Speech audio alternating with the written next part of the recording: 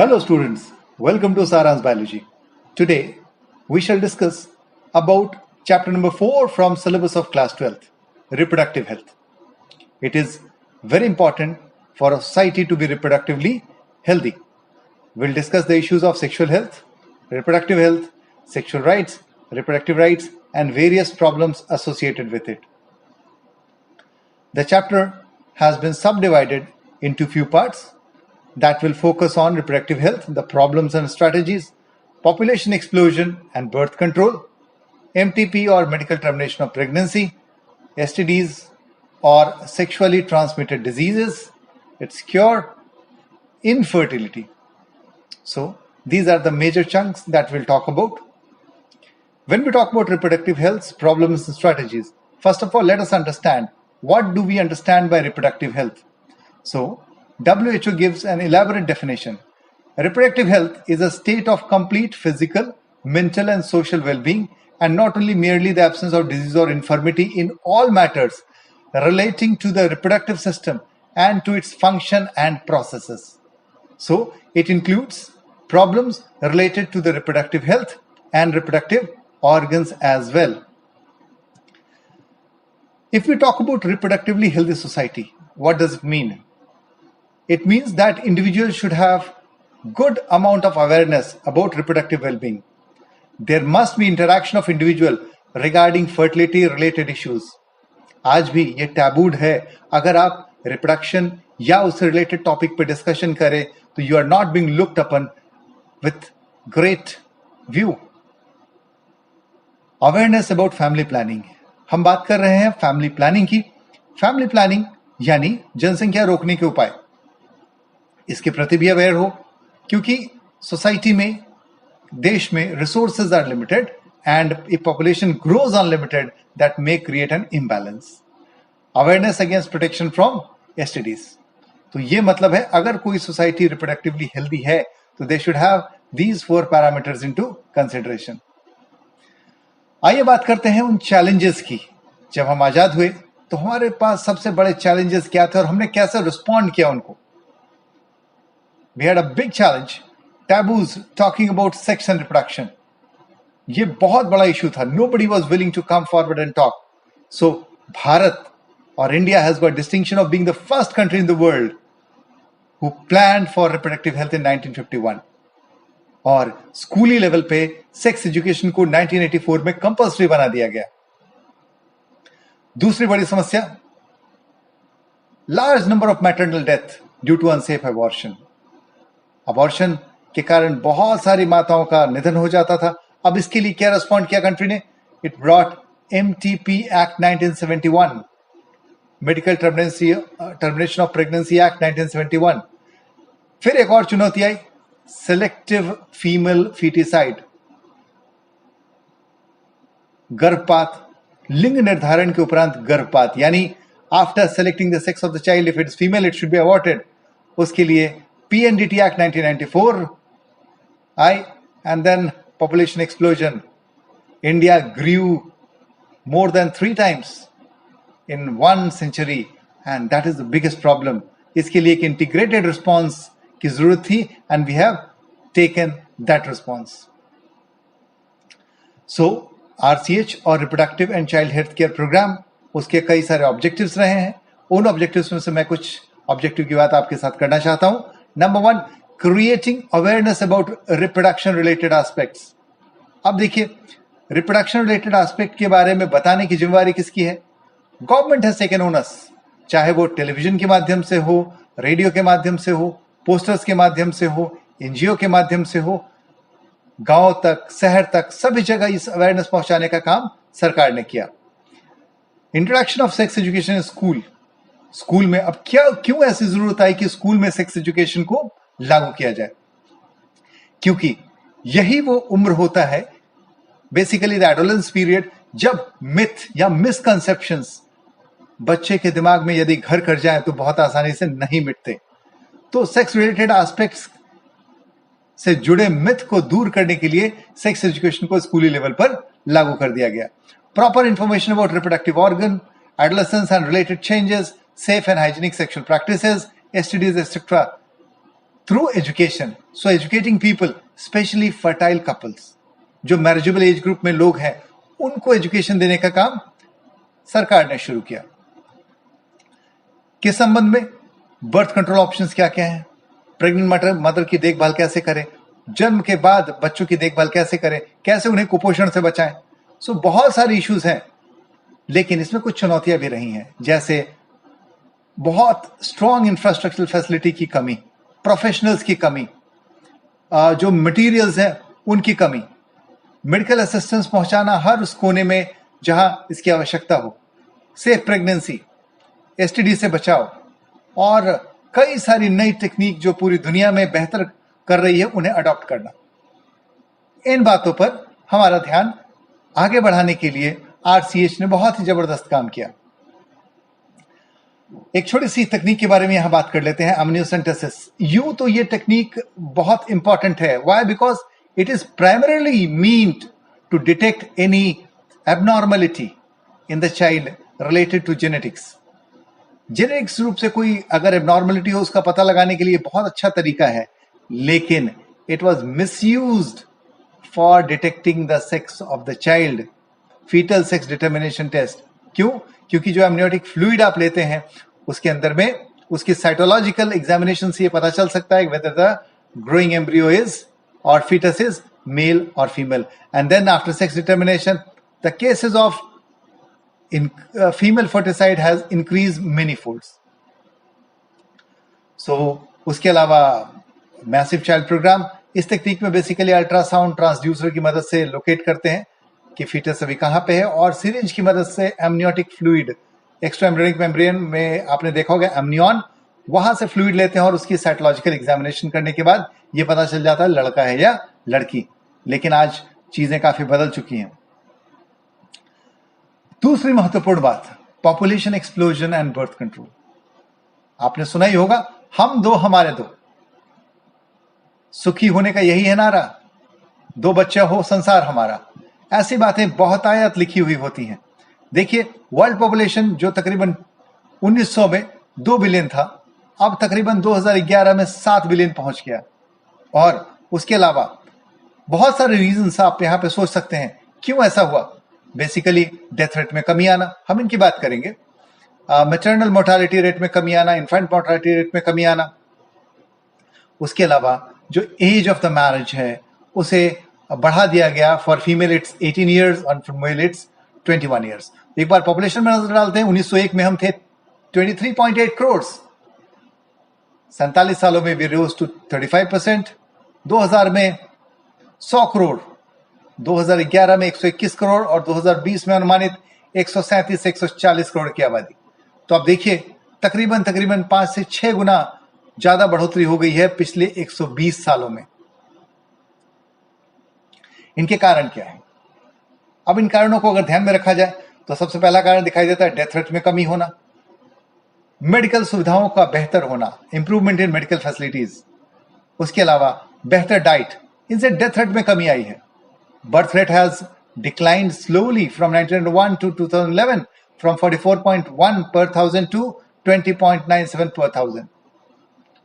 और population of India के बढ़ने में एक और कुछ और चीजों का हाथ भी रहा है. जो लाइफ एक्सपेक्टेंसी है बेहतर सुविधाओं के कारण, जो 34 साल हुआ करती थी 1901 में, अब वो बढ़कर 65 साल या 65 ईयर्स हो गई हैं. That's a big thing. So reasons can be decline in death rate, slow decline in birth rate, increased life expectancy, absence of epidemic and famines, and child labor. अब child labor का issue क्या है? Child labor का issue है कि basically to provide financial income to the family, more number of members if they earn, they will get more amount of money. So more children, giving birth to more children means supporting the family economically. But इनके कई सारे dark side भी हैं. Proper education की कमी होना, proper health care facility नहीं होना, इन वजह से ये पॉपुलेशन का भी ध्यान रखना बहुत मुश्किल हो गया है.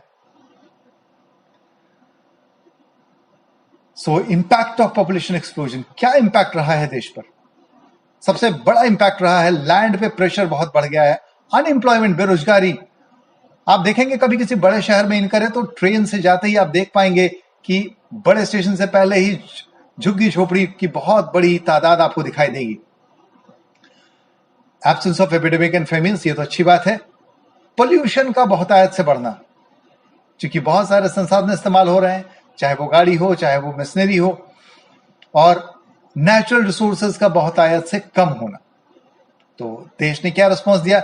It should have been given a integrated response. वो रिस्पॉन्स था फैमिली प्लानिंग और फैमिली वेलफेयर मेजर्स। मैरिज की उम्र को बढ़ा दी गई, फीमेल के लिए 18 साल, मेल के लिए 21 साल। मोर media coverage on topics of reproductive health and family planning, जो कि बहुत इंपॉर्टेंट हो जाता है। अब हम बात कर लेते हैं फैमिली प्लानिंग या कॉन्ट्रासेप्शन की। तो कॉन्ट्रासेप्शन या वो तरीका होता है जिससे हम प्रजनन को लिमिटेड कर सकते हैं, रिप्रोडक्शन को लिमिट कर सकते हैं। उसके लिए जो हम वेज यूज करते हैं उनको कहते हैं contraceptives. So contraceptives are the devices which prevents conception without interfering with reproductive health of individual, यानी रिप्रोडक्टिव हेल्थ पे असर डाले बगैर अगर जनसंख्या को रोकने की तरीके की बात करें, then we talk about family planning और कॉन्ट्रासेप्शन। तो कॉन्ट्रासेप्शन की क्या खास बात होनी चाहिए? It should be user friendly, it should have no side effects, it should be effective check against pregnancy, it should be reversible, जब बच्चे चाहिए तो फिर अब रिवर्स हो जाए, and it should be safe and economical. Concept devices को अगर हम क्लासिफाई करने की कोशिश करें, will find there are several method, जैसे नेचुरल मेथड। अब नेचुरल मेथड में 3 तरीके हैं, periodic abstinence, coitus interruptus and lactation amenorrhoea, हम इनकी बात करेंगे। बैरियर मेथड, यानी एग और स्पर्म को मिलने से रोक दिया जाए। Chemical method, use of some chemicals to prevent fertilisation. IUDs, intrauterine contraceptive device, चाहे वो मेडिकेटेड हो, कॉपर कंटेनिंग हो, या हार्मोन रिलीजिंग हो। कॉन्ट्रासेप्टिव पिल्स, यानी ऐसी दवाएं जो आप ओरली लेते हैं। इम्प्लांट्स, कुछ ऐसे भी इम्प्लांट्स हैं जिसे आप स्किन के नीचे अगर लगा लें तो you will have no pregnancy for longer time. Emergency contraceptive, अगर फर्टिलाइजेशन की स्थिति आ गई, अगर सेक्सुअल इंटरकोर्स होने के बाद आपको लगता है कि आपको वहां पे प्रेगनेंसी नहीं चाहिए, you can use some emergency contraceptives. And surgical method, of course उसे हम टर्मिनल मेथड ऑफ प्रेगनेंसी कहते हैं या कॉन्ट्रासेप्शन कहते हैं, जिसमें प्रेग्नेंट होने के चांसेस को निरस्त किया जाता है, क्योंकि जो फेलोपियन ट्यूब है या वास डिफरेंस से उसको कट करके लाइगेट कर दिया जाता है। चलिए बात करते हैं नेचुरल मेथड की। सबसे पहला है पीरियोडिक एब्स्टिनेंस। हमने देखा लास्ट चैप्टर में कि the period between 11th to 18th day or 17th day, that is the most fertile period in female reproductive cycle. So if the intercourse is avoided during this fertile period, then pregnancy can be avoided. ये natural तरीका, आपको किसी तरह की दवा की जरूरत नहीं है। इसे पहचानने का सरल तरीका, the body temperature of female rises by around 1 degree, so female is relatively hotter than normal days. Use off spinner बार्केट test female कर सकती है पता करने के लिए कि कब उनका फर्टाइल पीरियड है। म्यूकस थिक हो जाए, आपके सर्विक्स की म्यूकस, दैट इंडिकेट्स कि अब वो फर्टाइल पीरियड है और प्रेगनेंसी हो सकती है। तो ऐसे समय में इंटरकोर्स को अवॉइड करना बेस्ट होता है। कोइटस इंटरप्टस, इसका अर्थ है कि just withdrawing the penis from the vagina just before ejaculation. Sexual intercourse में इजैकुलेशन से पहले अगर पीनस को विड्रॉ कर लिया जाए, then also pregnancy will not take place. And lactation amenorrhoea, absence of menstruation during intense lactation. माँ जब बच्चों को दूध पिलाती है तो उस वक्त में गोनाडोट्रोपिन्स की एक्टिविटी सप्रेस हो जाती है और ओव्यूलेशन नहीं होता है। This is called lactation amenorrhoea, और यह तकरीबन 6 महीने तक काम करता है आफ्टर पार्चुरेशन, जन्म के बाद तक। आइए बात करते हैं दूसरे मेथड की, बैरियर मेथड की। ये मैकेनिकल डिवाइसेस हैं जिससे कि स्पर्म और ओवम का मिलना इम्पॉसिबल हो जाए। इसमें है condoms, diaphragms, cervical cap, fame shield, bought cap, और ये सारे बने होते हैं लैटेक्स से या पॉलीयूरेथेन से। इसकी एक बहुत अच्छी बात है, ये बैरियर मेथड जनरली एसटीडीज से बचाती हैं because it does not allow contact of seminal fluid. Chemical method की बात करें, we have got some chemical that helps, जैसे spermicidal jelly, परसेप्टिन वॉलपरपेस्ट, sponge tab with non ऑक्सीजनल 9 क्लोट्राइब कॉन्ट्रामिन, spermicidal creams, Delphine. ये सारे तरह की चीजें इस्तेमाल कर ली जाती हैं जिसमें आप क्या करते हैं, इन केमिकल्स को अपने रिप्रोडक्टिव ट्रैक्ट के अंदर लगा लेते हैं, और जब स्पर्म आएगा तो वो यहाँ सर्वाइव नहीं कर पाएगा इस एनवायरमेंट में, and you will be prevented. Then we have got intrauterine devices. ये ऐसे डिवाइसेस होती हैं जिसे यूट्रस में बहुत सावधानी के साथ प्लेस कर दिया जाता है ताकि स्पर्म और ओवम उनका मिलना नहीं हो सके. इनमें 3 तरह के यूट्राइन डिवाइसेस हैं और एग्जाम पर्सपेक्टिव से बहुत इंपॉर्टेंट है. आप यहां पर देखें, there are 3 types of IUDs या IUCDs, intrauterine contraceptive device. Non medicated IUDs और लिपिस लूप. ये सिंपल प्लास्टिक लूप होता है जो बेंट होगा इस सेपेड में, और अगर इंसर्ट कर दिया जाए तो does not allow meeting of sperm with ovum. Second is copper containing. Copper containing का एग्जाम्पल है CUT और मल्टीलोड 375. कॉपर कंटेनिंग ये IUDs करते क्या है, कॉपर निकालते हैं जिससे कि स्पर्म की मोटिलिटी कम होती है और फैगोसाइटिक एक्टिविटी बढ़ेगी आपके सर्विक्स में, और कुल मिलाकर जो स्पर्म है वो फर्टिलाइज करने के लायक नहीं, वो क्लम्प कर जाएगा. एंड थर्ड इज हार्मोनल, जिसके एग्जाम्पल है प्रोजेस्टासर्ट एंड LNG20, लेवोनॉर्जेस्ट्रॉल 20. ये हार्मोन रिलीजिंग IUDs यूटेरस को अनसुटेबल बना देते हैं इम्प्लांटेशन के लिए, और सर्विक्स को हॉस्टाइल बना देते हैं स्पर्म के लिए. यानी स्पर्म को एक तरीके से वो मारना शुरू कर दे, और अगर फर्टिलाइजेशन हो जाए तो उसे कंटिन्यू करे. ये थी IUDs. We talk about contraceptive pills. ये पिल कॉम्बिनेशन होती हैं कुछ केमिकल्स की which are similar to our hormones, right. Progesterone और combination with oestrogen. Oral pills को 21 दिन तक लेना होता है. 5वें दिन शुरू कीजिए और 25वें दिन तक समाप्त कर लीजिए. बाद में फिर 7 डेज का आप गैप दे सकते हैं ताकि नया साइकिल शुरू हो सके. ओरल पिल कैसे काम करती है, हाउ डज इट वर्क? जैसे ओव्यूलेशन को इनहिबिट कर देना, एंडोमेट्रियम को इस लायक नहीं छोड़ना जिससे कि पता चले कि वो इम्प्लांटेशन के लिए तैयार है, सर्वाइकल म्यूकस की कंसिस्टेंसी में चेंज कर देना, और फैलोपियन ट्यूब की सिक्रेटरी एक्टिविटी को बंद कर देना. अब इसमें कुछ कॉन्ट्रासेप्टिव्स हैं, जो पिल्स हैं, जो कि बहुत ही यूजफुल हैं, जैसे CDRI के द्वारा बनाया गया सहेली. अब सहेली क्या काम करता है, ये वंस इन अ वीक पिल है, इसलिए बहुत आसान है, रोज लेने का झमेला नहीं है. It has least side effect, इसमें साइड इफेक्ट भी बहुत कम है, और ये नॉन स्टेरॉइडल प्रिपरेशन है जिसकी वजह से कॉन्ट्रासेप्शन बहुत आसान हो जाता है. अगला एग्जाम्पल देख लेते हैं इम्प्लांट्स के बारे में. कुछ डिवाइसेस जिन्हें हम इम्प्लांट कहते हैं, उसे स्किन के अंदर अगर इम्प्लांट कर लिया जाए तो बहुत समय तक ओव्यूलेशन नहीं होगा. एग्जाम्पल नॉरप्लांट, जिसके अंदर प्रोजेस्ट्रीन होती है जो करीबन 5 साल तक एक्टिव रह सकती हैं. इम्प्लानॉन, जिसमें 3 कीटो डेसोजेस्ट्रॉल होती है और ये फंक्शन होती है 3 साल तक. कुछ इमरजेंसी कॉन्ट्रासेप्टिव्स की बात यहां कर लेते हैं. अगर सेक्सुअल इंटरकोर्स हो गया है, कई बार सेक्सुअल असॉल्ट के केस में देखा जाता है, और कई बार जो आपने पिल अगर मिस कर दी तो ये टेंशन होता है कि how to avoid the pregnancy. उस केस में आप इनका सेवन कर सकते हैं, जैसे unwanted 72 लेवोनॉर्जेस्ट्रॉल is very important. It antagonizes the action of progesterone and prevents implantation. Example है overall, iPill and unwanted 72. और लास्ट में हम देखेंगे terminal method of family planning. इसमें क्या होगा, वासेक्टोमी एंड ट्यूबेक्टोमी. अगर वास डिफरेंस को कट कर दिया जाए तो बेसिकली जो स्पर्म होगा वो आगे तक नहीं जाएगा, यानी कोई चांसेस नहीं है फर्टिलाइजेशन या कॉपुलेशन के समय कि स्पर्म वहां मेल से फीमेल तक पहुंच जाए. Second is tubectomy. Even after trimming the fallopian tubes, ये बहुत मुश्किल होगा या इम्पॉसिबल ही होगा कि जो ओवम लेके आ रही है ओवरी से, that is carried to the fallopian tube. And at last एक अबॉर्शन का तरीका है जिसे हम वॉलंटरी और इंटेंशनल अबॉर्शन कह सकते हैं. 1971 में MTP act, medical termination of pregnancy act लाया गया, जिसने यह प्रावधान दिया कि जो मैटरनल डेथ है, माता की डेथ है due to unsafe abortion, that should be checked out. Amendment in 2002 and abortion can only be done up to 20 weeks.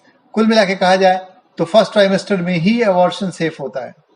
अगर अबॉर्शन की बात करें तो इसमें कुछ दवाएं दी जाती है, मीजोप्रोस्टॉल और मिफेप्रिस्टोन. ये एंटी प्रोजेस्टेरोन की तरह काम करती हैं और एम्ब्रियो को पूरी तरीके से ये रिमूव करने में मदद करती है. एम्ब्रियो क्या होता है, what do you call that, abortion वाली स्थिति आ जाती है, एंड बाद में उसे क्यूरेट करके वैक्यूम के द्वारा सर्जिकल प्रोसीजर से हम निकाल सकते हैं. MTP हमेशा ही ट्रेन प्रोफेशनल के द्वारा करवाना चाहिए, क्वाक्स के द्वारा नहीं, क्योंकि इसमें बहुत समय इंटेंसिव ब्लड लॉस होता है, जिसकी वजह से पेशेंट मर भी सकता है। उसके अलावा पीएनडीटी एक्ट 1994 और 2003 में अमेंडमेंट हुआ, उसने ये कहा कि प्रीनेटल सेक्स डिटर्मिनेशन बिल्कुल मना होना चाहिए देश में, और यदि कोई करता है तो उसे 1 लाख का फाइन, 5 साल का जुर्माना या दोनों, जैसा भी नियम डिसाइड करे। इसके बाद छोटे से टॉपिक हम बात करते हैं एसटीडीज की, सेक्सुअली ट्रांसमिटेड डिजीज, जिसे आप दूसरे शब्दों में वेनेरियल डिजीज, वीडी या आरटीआई, रिप्रोडक्टिव ट्रैक्ट इन्फेक्शन भी कहते हैं। कई सारे एग्जांपल्स आपके सामने हैं, क्लैमिडोमासिस, क्लैमिडिया ट्राइकोमैटिस के द्वारा, गोनोरिया, निसेरिया गोनोरिया के द्वारा, ट्राइकोमोनासिस, ट्राइकोमोनास वेजिनालिस के द्वारा, gentle herpes, herpes simplex virus के द्वारा, सिफिलिस, ट्रिपैमनेमा पैलिडियम के द्वारा। तो ये सारे एसटीडीज हैं जो कि बहुत मुश्किल होते हैं क्योर करने के लिए। एसटीडीज के बारे में लोग बात बहुत कम करते हैं या नहीं करते हैं, और आपको बता दूं कि सबसे बड़ा जो ग्रुप है जो वल्नरेबल है, जिसे सबसे ज्यादा खतरा है, वो 15 से 24 साल का ग्रुप है, क्योंकि उसे कहने में शर्म आती है, and there is no culture. सो यदि इसे नहीं रिपोर्ट किया गया तो it can lead to PID या पेल्विक इन्फ्लेमेटरी डिजीज, जो बहुत खतरनाक है, अबॉर्शन, स्टिल और एक्टोपिक प्रेगनेंसी, इनफर्टिलिटी, और even cancer of the reproductive tract. तो करना क्या चाहिए ऐसे में? बहुत सरल है, avoid multiple sex partners, always use condom during coitus या इंटरकोर्स में हमेशा कॉन्डम का प्रयोग करें, always go to the qualified doctor in case of doubt for early detection of pregnancy, या कोई समस्या है तो उसके लिए आप तुरंत जाए डॉक्टर के पास और उनसे जाकर अपना इलाज करवाएं। This was the first part where we talked about the various techniques available for family planning or contraception. In the coming part, we'll be talking about infertility and its impact. Till then, take good care of yourself. Students, keep ahead of your friend by subscribing the channel and hit the bell icon to get notified if there is a new video coming your way.